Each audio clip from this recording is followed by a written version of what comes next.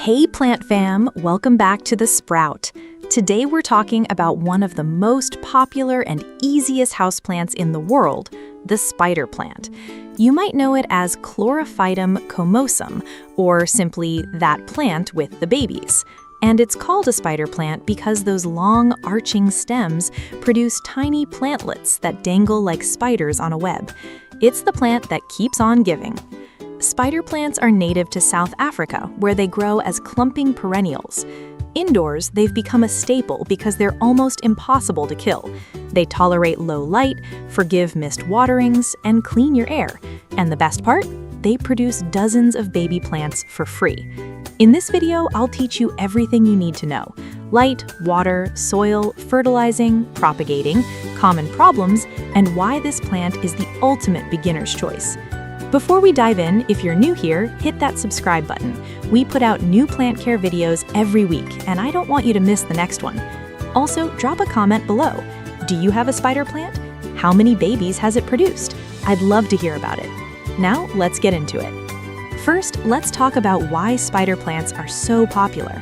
Chlorophytum comosum is a clump-forming evergreen perennial with narrow, strap-shaped leaves that arch out from a central rosette. The leaves are usually variegated, green with white or cream stripes down the center or edges.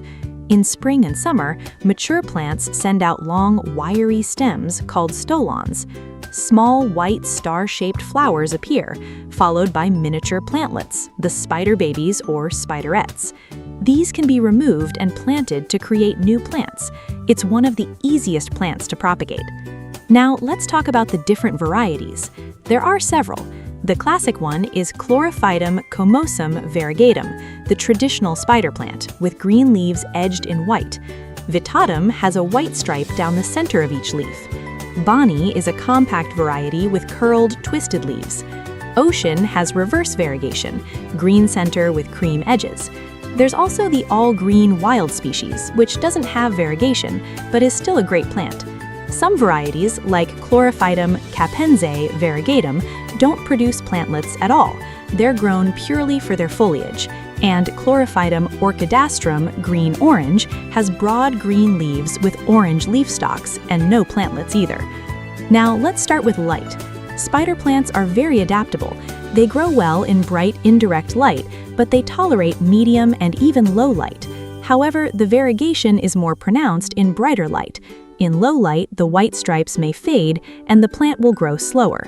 In too much direct sun, the leaves will scorch and turn brown. So the goal is bright, indirect light. Near an east or north window is perfect. A little morning sun is fine, but keep it away from harsh afternoon rays. Now let's talk about temperature. Spider plants like average room temperatures. They prefer 65 to 75 degrees Fahrenheit during the day and cooler at night.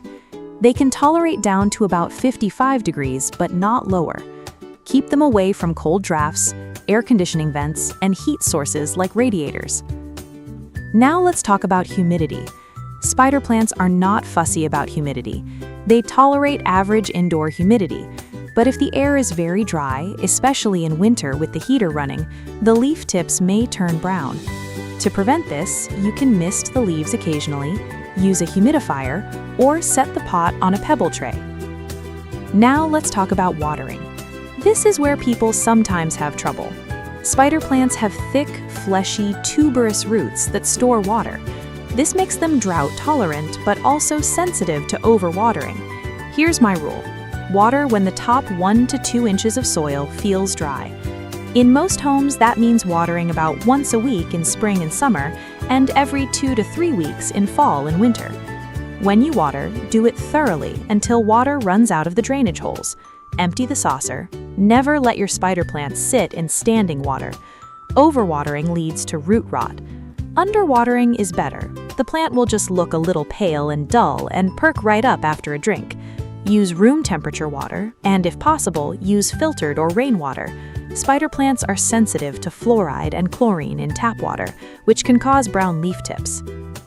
Now let's talk about soil. Spider plants aren't fussy. Any good quality, well-draining potting mix works well. You can add a little perlite for extra drainage if you want. The pot must have drainage holes. Don't go too big.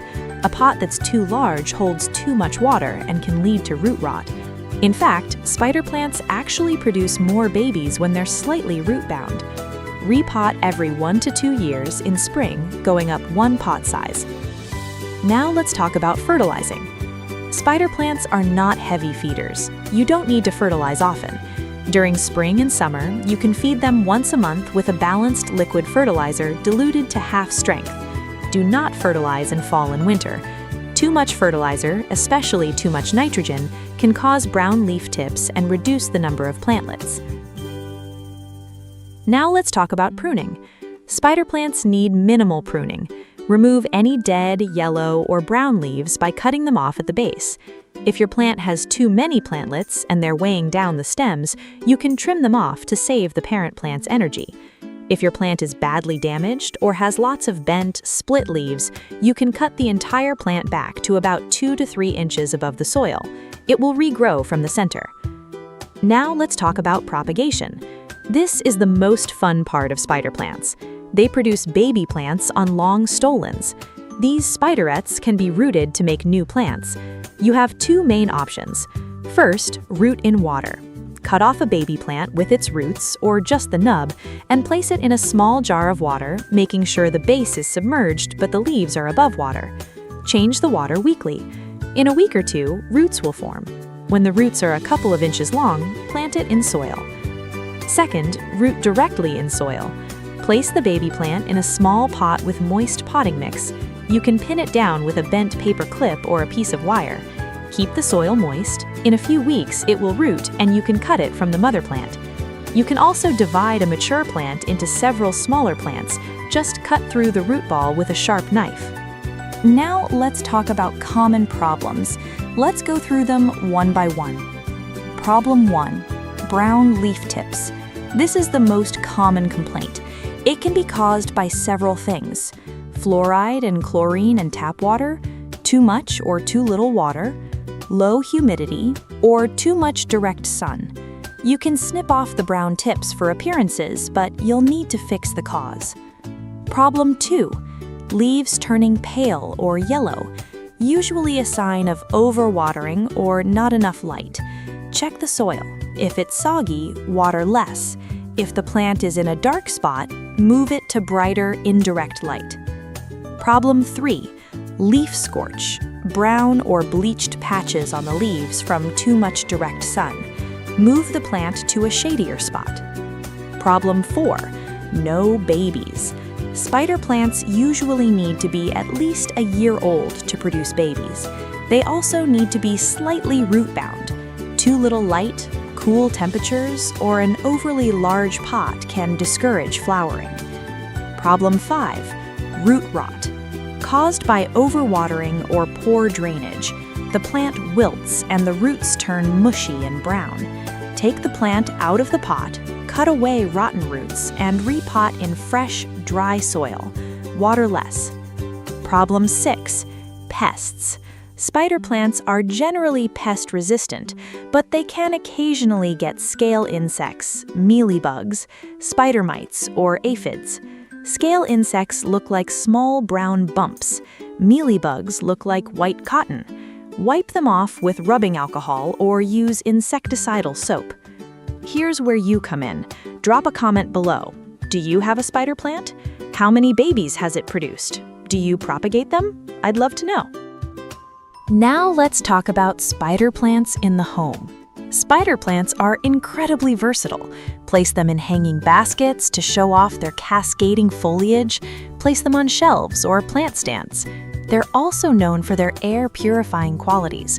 Studies have shown that spider plants are effective at removing formaldehyde, xylene, benzene, and carbon monoxide from indoor air. They're also non-toxic to cats and dogs, making them a safe choice for pet owners. Now let's talk about spider plants outdoors. In warm climates, spider plants can be grown outdoors as ground cover in partial shade.